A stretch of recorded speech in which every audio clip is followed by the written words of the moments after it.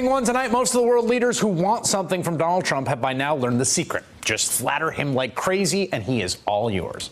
Putin knows, Kim Jong-un knows, and Benjamin Netanyahu really knows.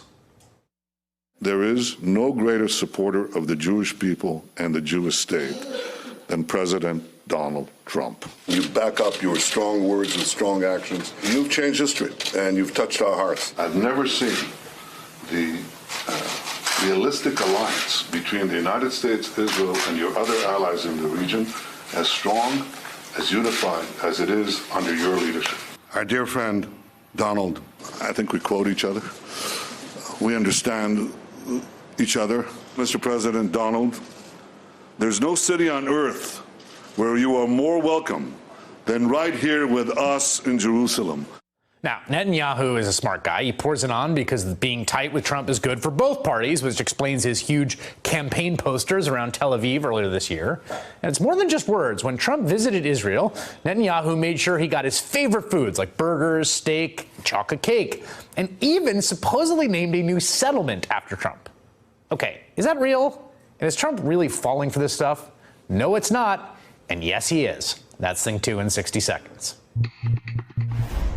Donald Trump and Benjamin Netanyahu have a special relationship. You may remember back in March, Trump announced via Twitter the U.S. was going to recognize Israel's sovereignty over the Golan Heights and then commemorated the move with a nice gift to his friend Bibi, a map of Israel, including the Golan Heights, hand-delivered by Jared Kushner.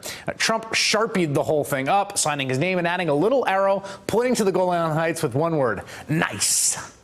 Naturally, Prime Minister Benjamin Netanyahu wanted to return the favor, decided to give the president a whole town in the Golan Heights named after him, Trump Heights.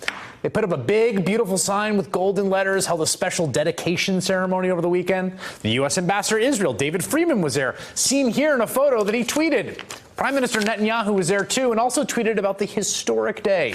Trump himself retweeted that tweet, but there's just one tiny little problem. The town doesn't seem to actually exist. As a member of the Knesset from Golan Heights said, there is no budgeting, no planning, no location for a settlement, and there is no binding decision to implement the project. Others have noted they can't even legally establish a new community until after the new elections in September. No word on whether any of that info has made its way to President Trump, and you'd think his ambassador might have noticed there was nothing but dirt behind that sign. Hey there, I'm Chris Hayes from MSNBC. Thanks for watching MSNBC on YouTube. If you want to keep up to date with the videos we're putting out, you can click subscribe just below me or click over on this list to see lots of other great videos.